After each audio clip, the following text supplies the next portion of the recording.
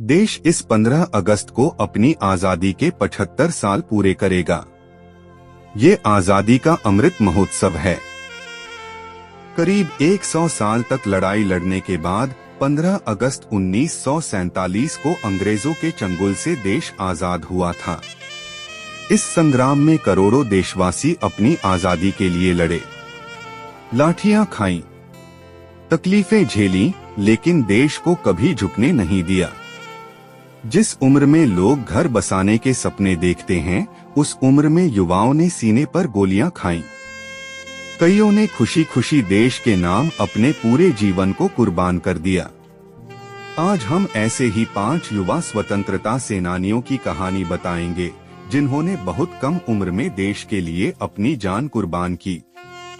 मंगल पांडे उत्तर प्रदेश के बलिया जिले के नगवा गांव में जन्मे मंगल पांडे स्वतंत्रता संग्राम के पहले हीरो हैं।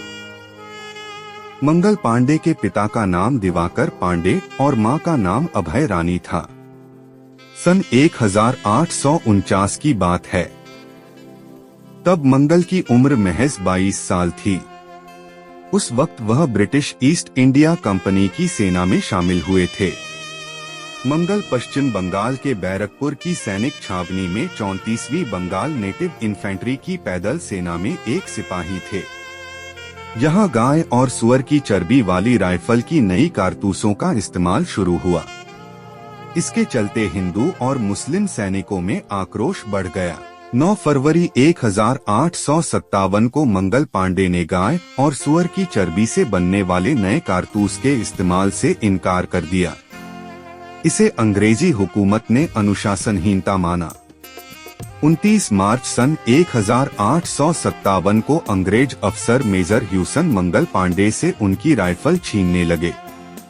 इस दौरान मंगल पांडे ने ह्यूसन को मार डाला। इसके अलावा अंग्रेज अधिकारी लेफ्टिनेंट बॉब को भी मार डाला। इसी के साथ मंगल पांडे ने अंग्रेजों के खिलाफ एक जंग छेड़ दी।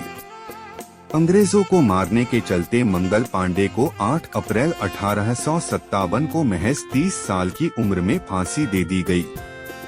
मंगल पांडे की मौत के कुछ समय बाद प्रथम स्वतंत्रता संग्राम शुरू हो गया था, जिसे 1857 का विद्रोह कहा जाता है।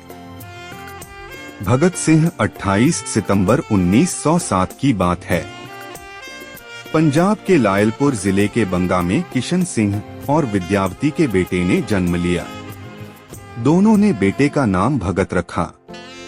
ये वही भगत सिंह हैं, जो महज 23 साल की उम्र में देश की आजादी के खातिर खुशी खुशी फांसी पर चढ़ गए थे। जलियांवाला बाग हत्याकांड ने भगत सिंह की जिंदगी पर काफी असर डाला। इसके बाद उन्होंने लाहौर के नेशनल कॉलेज की पढ़ाई छोड़कर नौजवान भारत सभा की शुरुआत की और आजादी की लड़ाई में कूद पड़े। 1922 में चौरी चौरा कांड में जब महात्मा गांधी ने ग्रामीणों का साथ नहीं दिया तो भगत सिंह निराश हो गए।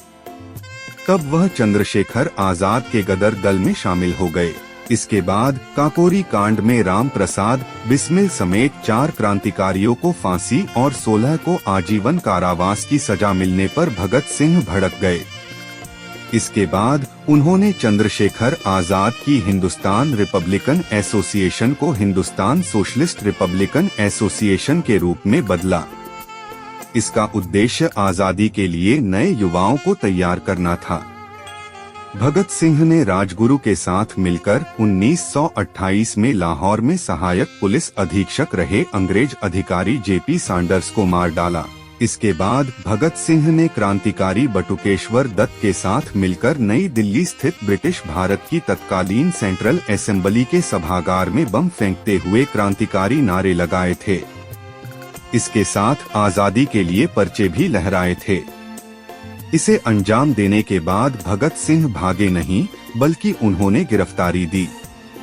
उन पर लाहौर षड्यंत्र का मुकदमा चला और 23 मार्च 1931 की रात उन्हें फांसी अंग्रेजी हुकूमत ने फांसी दे दी।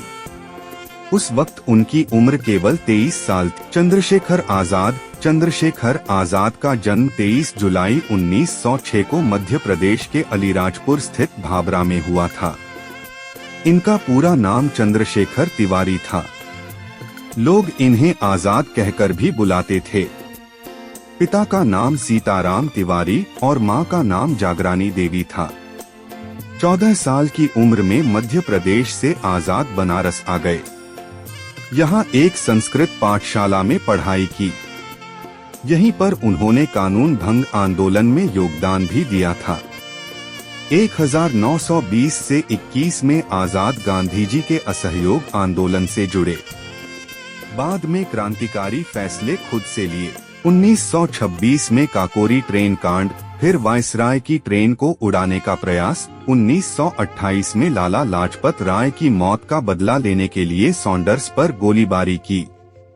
आजाद ने ही हिंदुस्तान समाजवादी प्रजातंत्र सभा का गठन भी किया था। जब वे जेल गए थे वहां पर उन्होंने अपना नाम आजाद, पिता का नाम स्वतंत्रता और जेल को उनका निवास बताया था।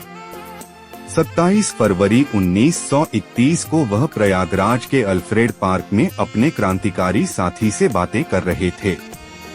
इसी दौरान सीआईडी का एसएसपी नॉट बाबर जीप से आ पहुंचा। उसके साथ भारी संख्या में पुलिस फोर्स थी। किसी ने चंद्रशेखर आजाद की मुखबिरी कर दी थी। चारों तरफ से आजाद को घेर लिया गया था। तब आजाद ने गोली चलाई। इसमें 3 पुलिसकर्मी मारे गए थे। जब आजाद के पास सिर्फ एक गोली बची तो उन्होंने अंग्रेजों के हाथों मरने की बजाय खुद से मौत को गले लगाना ठीक समझा। आजाद ने खुद को गोली मार ली और शहीद हो गए। जब वह शहीद हुए तब उनकी उम्र 25 साल थी। सुखदेव पंजाब के लुधियाना शहर में सुखदेव थापर का जन्म 15 मई 1907 में हुआ था।